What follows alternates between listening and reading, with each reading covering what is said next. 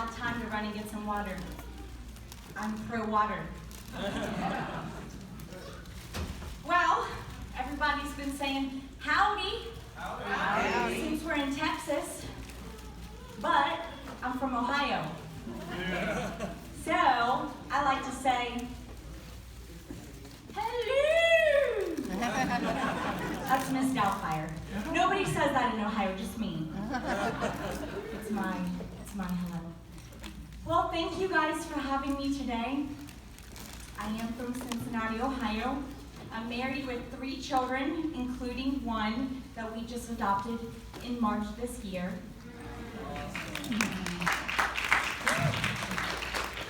He's amazing. I am a birth mom of almost 11 years. I have an online birth mother support group of almost 300 amazing women from literally around the world, Africa, England, Asia, all over, that have made this choice of open adoption. I also run a birth mother support group in person in Cincinnati, Ohio, 1 time a month where we have dinner, conversation, community, a time for healing, and to meet other women who have also made this decision. Before I get into everything else, I do want to say 1 Corinthians 12:12 says, "There is one body, but it has many parts, but all of its parts make up one body." And I can relate that verse to this conference, to you all. In this room, there are so many amazing people and amazing resources. There's post-abortive women care. There is abortion worker care. There's adoption and birth mother care. There's pregnancy care resource centers. There's the runners. There are so many resources in this room. And it is amazing that we can all come together and work for the one singular purpose. There's a saying that says it takes a village to raise a child, right? That's the truth. But we can also say it takes a village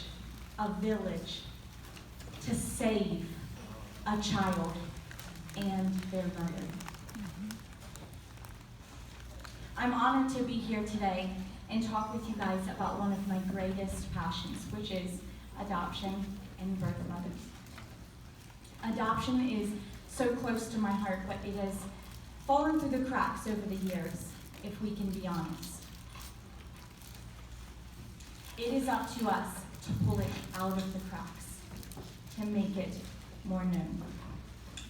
I want to encourage you all who are on the front lines, that is everybody here, working in this movement. I want to encourage you all to be equipped and feel confident on the subject of adoption. To feel confident to have a conversation about it with somebody, even if you're put on the spot. If we are encouraging life, then we have to talk about the life-affirming option of adoption just as much as we talk about parenting. There are 2 life-affirming options for a woman to choose when she is facing an unplanned pregnancy, not one. Not only parenting and abortion, but there are 2 life-affirming options. Where's Paula Payton? Paula Payton. I found it so, that's my girl. I gotta give a shout out because in just 1 second, you'll see how we so connect. But I love how, Paula and I have never had this conversation. I love how she quoted Genesis 50:20 yesterday. What the devil meant for evil, God meant for good, for the accomplishing of what is now being done, the saving of many lives. I have clung to that verse as my life verse, as my life motto since 2008. This exact week, 11 years ago, an acquaintance of mine came over to my home and sexually assaulted me. It was 6 weeks later, almost to the day, that I found out I was pregnant.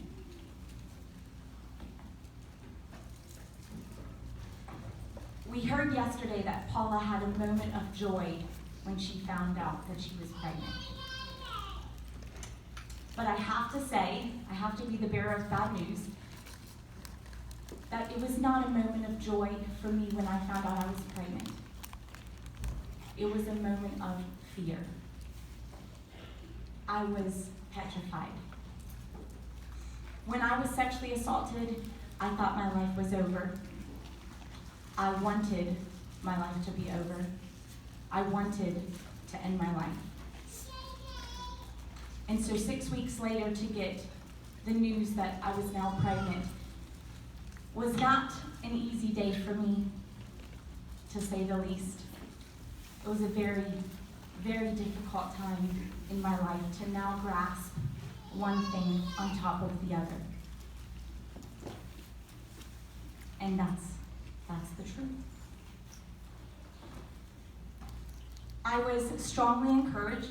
We do share this commonality. I was strongly encouraged to abort my baby, though. It was amongst all circles, including Christian, it was very acceptable to have an abortion because I had been raped, because it was out of my control, because it was not my choice to get pregnant.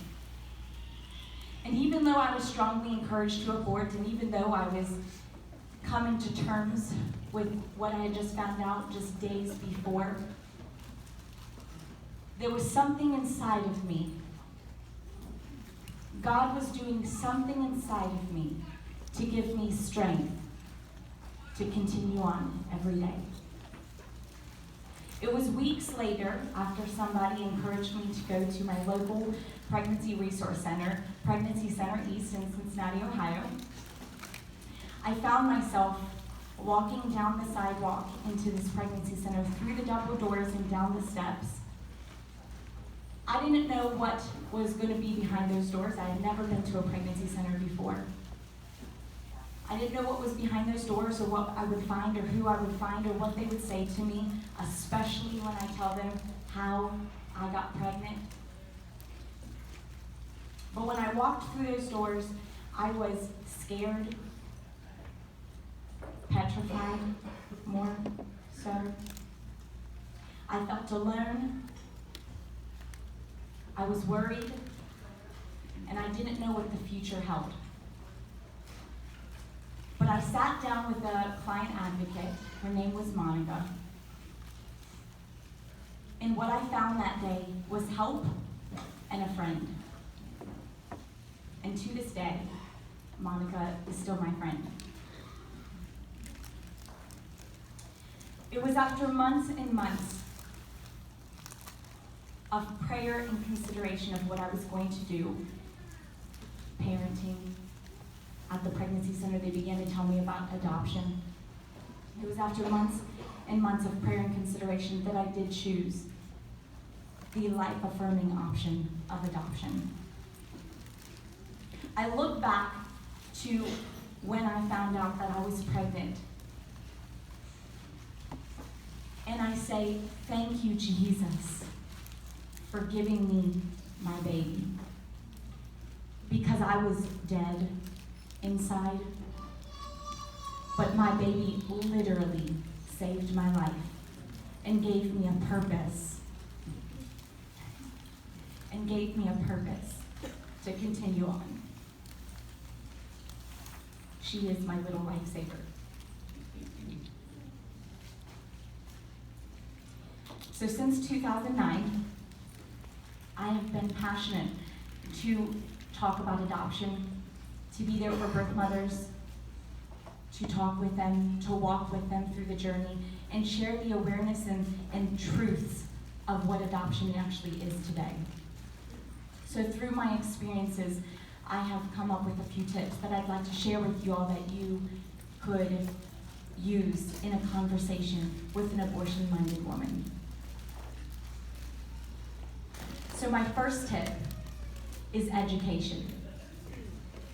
to educate yourself on domestic open adoption today versus what it was many years ago, like in the 1960s, around there. The policies and the way of adoption has changed immensely. During this time, it was a taboo topic, and many birth mothers never met the adoptive families that their child went to. Oftentimes, they were forced into this decision. I have listened to so many stories of birth mothers who chose adoption, or didn't choose, forced upon adoption back then, and they have told me social workers came into the room, forcibly took their baby, did not speak to them, did not have a loving conversation, forcibly took their baby, and off they went. Watched their baby go bye-bye, and did not have any information about their adoption or the family. This is when the adoption stigma formed. But adoption has evolved so much since then. And in fact, the Donald Adoption Institute reports that now, today, 98% of adoption agencies now offer and encourage open adoptions. Open adoption is far healthier for all parties included, to keep lies and confusion out of the equation, to help create a journey and a life for the child, that this is their story and adoption is just part of their story. The second tip, understand that adoption is not foster care. I cannot tell you how many people I talk with that literally believe I placed my child into foster care when I say I'm a birth mother or I chose adoption. This is a myth. This is a myth that we have to bust. Adoption is not foster care. The foster care adoption is provided by the U.S. state foster care system, but mothers do not place their child in the state foster care system. You are choosing and placing your child in the hands of a family that you have handpicked. The children in state foster care have been taken from their mothers for different circumstances or conditions that may be unsafe in their home. There are many reasons why they're taken into the foster care system, but this is not adoption.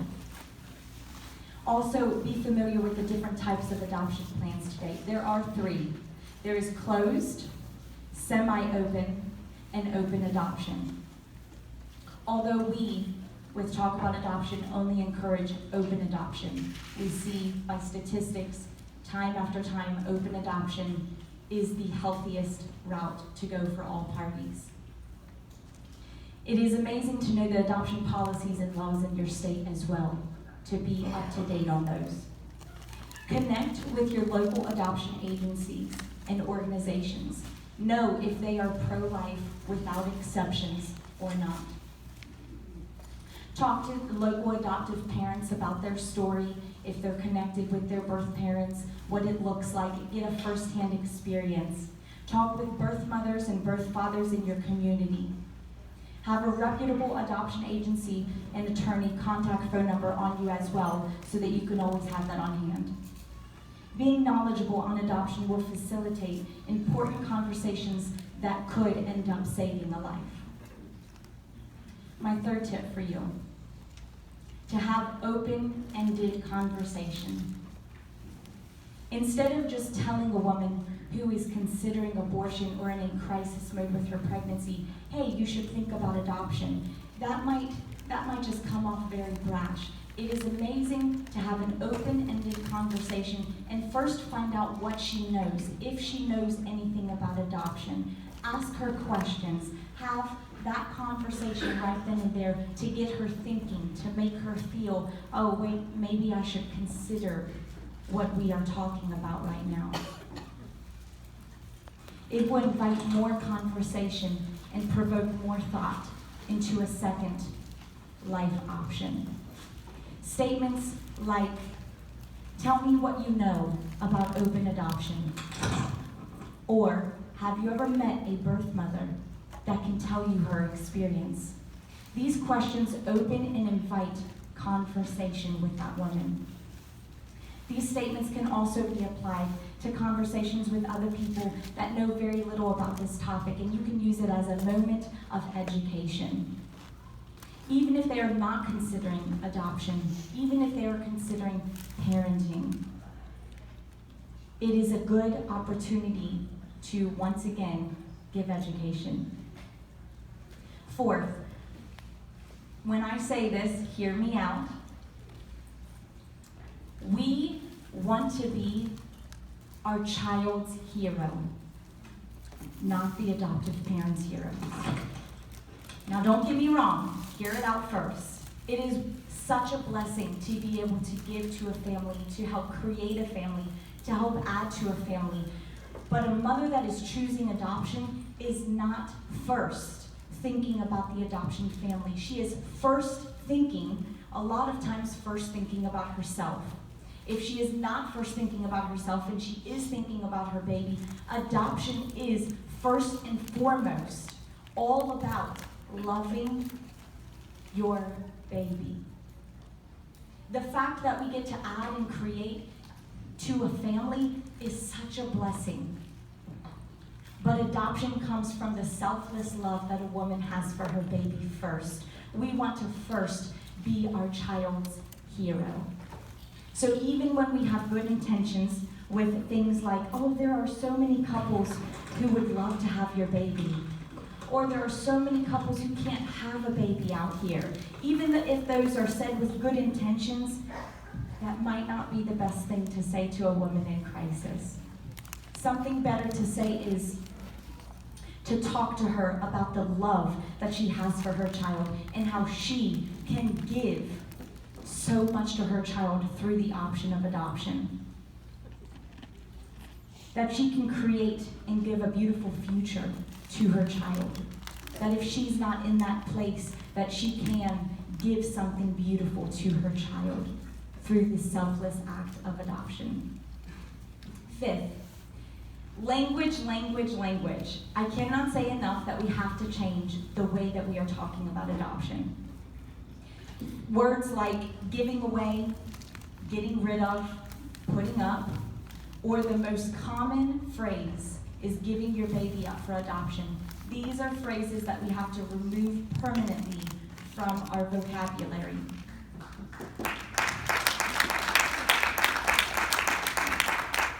These statements are literally equated with failure and bad decisions. Giving something up. I didn't give my baby up.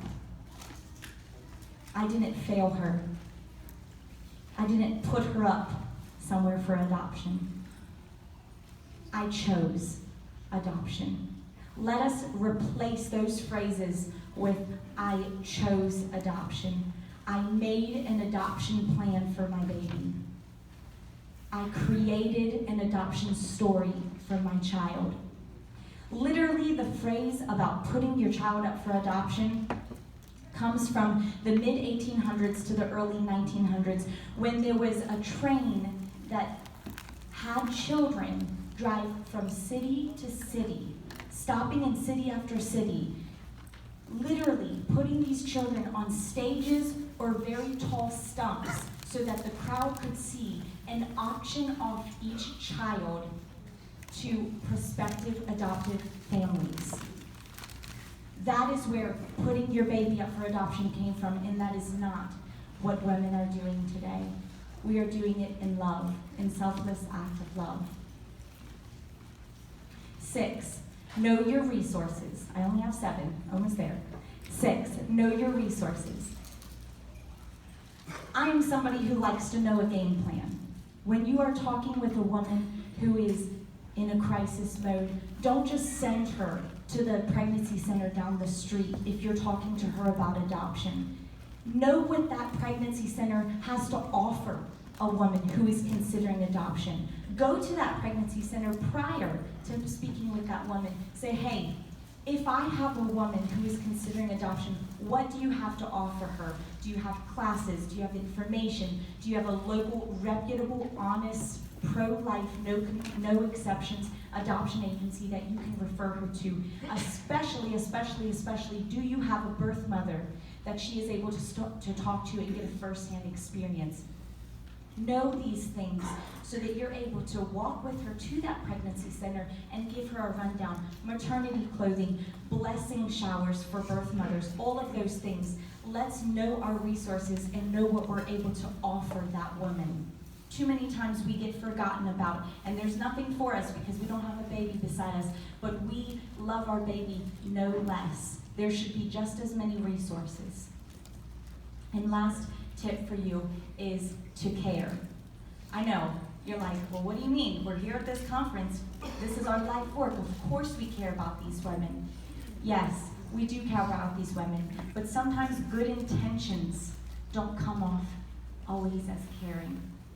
Let me tell you a quick story. There was one time I was standing out in front of Planned Parenthood not too long ago, maybe just about 2 months ago, and I was with a few other pro-life women and men, and we were standing there. And there's a black big fence in between us and the Planned Parenthood. And there was a staff member that came outside of Planned Parenthood, a man, and I had seen him a few other times. For whatever reason, he tends to like to stand out there in front of Planned Parenthood and watch us. Watch us pray, watch us hang out, watch us be there. I don't mind. I take that as a great thing. Stay there, listen to us, hang out with us, even if he doesn't say anything. This staff member was peaceful and stayed his distance, stayed where he was, did not open any conversation with our side. Our side was peacefully praying. But one woman who had good intentions decided to begin a conversation with him that didn't end so well. She began to say to this man, "You don't have to work there." And he began to say, "I know I don't, but I choose to." She began to say, "You should see the movie Unplanned." And he said, "I have seen the movie Unplanned." It started all good and well, but she began to get louder, less kind. "If you've seen the movie Unplanned, how can you still work here? How dare you still work here after seeing the movie and what Planned Parenthood actually does behind the scenes? Don't you know? Aren't your eyes open? Haven't you been enlightened? How dare you still work here and stand here?" It didn't go so well. The police ended up coming. Maybe good intentions, but it didn't seem like it. Not to him. A good example is when I walked into the Pregnancy Center East and sat with my client advocate, Monica. She cared about me. I cannot tell you the actual words that she told to me that day. I can't tell you the conversation that we had. I can't tell you a lot of things that we talked about, but I can tell you how she made me feel. She made me feel loved. She made me feel supported. She made me feel like it was okay. She made me feel like I can do this. I will make it. My life is not over. I will continue on. And then she walked with me through my journey. She called me, texted me, she kept in contact with me. We got lunch every so often. She walked me through my journey. Let's walk these women through their journeys, whether they choose to parent or have an adoption or choose abortion. Let's walk with them and let them know that there is someone who cares. We do. And there are resources and help for whatever choice they do end up choosing. With Talk About Adoption, we believe that there are only two choices with rewards of joy that come with it. Now, there can be joy and healing from post-abortive, but the two life-affirming decisions are parenting and adoption. And if we believe in life, we have to believe in adoption just as much as we believe in parenting. When I became...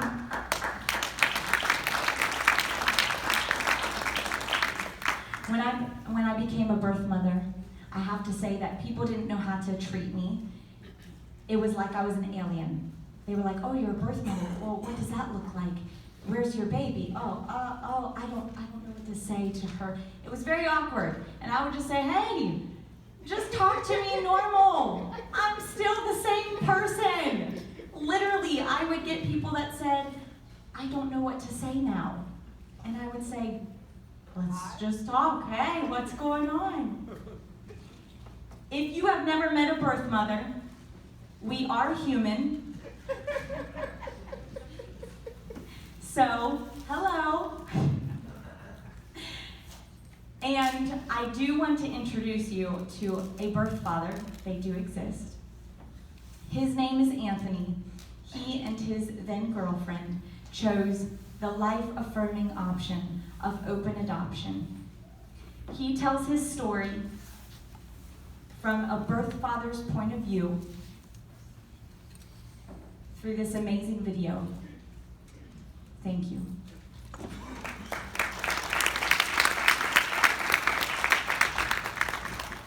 Adoption is a beautiful thing. I've enjoyed being a part of Leo's life. It's tough at first, but it definitely gets easier. I definitely wouldn't feel this happy or at peace with it if it chose any other option. In college, my girlfriend at the time, we had an unexpected pregnancy. We were actually leaving my parents' house for Thanksgiving, and then we were both kind of like, I think we both knew exactly what was going on. And so even before we got back to Tallahassee, we pulled up to the Walmart. She took it in the bathroom, and we found out that initially, I don't know, it was pretty scary. I didn't know what to do. I wasn't too sure if we should tell our parents or anything like that. And actually, I think the first person we told was my older sister, who just at the time gave birth, probably 6-8 months or so before that. And then we just kind of went through the pros and cons of everything, and adoption seemed like a much better option than any other option. Mostly just because you're not ending life. You're literally giving your child a life that you couldn't give him or her. I don't think we ever really discussed a closed adoption. We wanted to be as open as the adoptive parents would be willing to go. We didn't really have an idea what it would look like. We just wanted to be as involved as possible, especially for the child. I think open adoption would have been the best, and that's where we were. Some of my initial fears were don't really know anyone who's really done this and chose an open adoption. I guess I don't know if it's a fear, but I guess just the unknown. So the selection process was we went to the agency, basically kind of just threw out kind of vague ideas what we would like in parents, and then we got a dozen booklets, and just so happens the first one we found was the adoptive parents. So we were actually pretty pleasantly surprised when we told our family for the most part. I mean, there was a few people in both of our families that we were a little nervous to tell because we just didn't know what they would think. But overall, well, very supportive. Especially my sister and my parents. They helped us out a lot. We had a pretty good support system going through it. The biggest challenge was probably emotional. I mean, we were fully aware of what we were doing, but it's tough.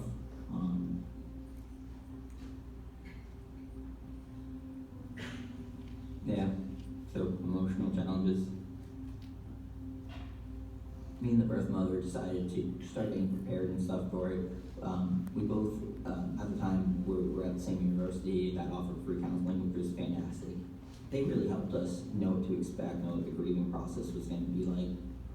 It was tough, but we knew we were making the right decision. That helped ease it. I think what makes our open adoption so successful is the openness of the adoptive parents to allow us to continue to see Leo, the mutual respect and trust we have for each other, and not trying to, step on each other's toes, and being open to have my sister's children be involved. I think that's really what makes it special. What I would say to people who don't understand or don't really agree with, an open adoption, having the birth family be involved in the child's life, before he or she really understands what the word adoption means or what the whole process means, just knowing that, he or she is adopted and there's 100% nothing wrong with that. I don't think it would be confusing if you're completely open with the child. He just has two sets of people that love him. I guess it has changed me, but in ways that are like harder to describe. I don't know. Maybe I feel slightly more mature. I guess like the biggest change was that it felt like my family just grew, a little bigger.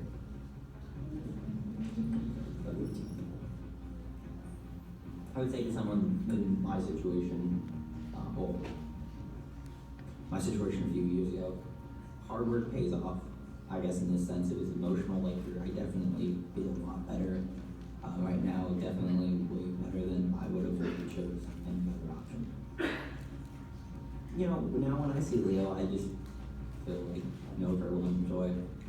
It's great to see him grow up. Every time I see him, I just know we made the right decision.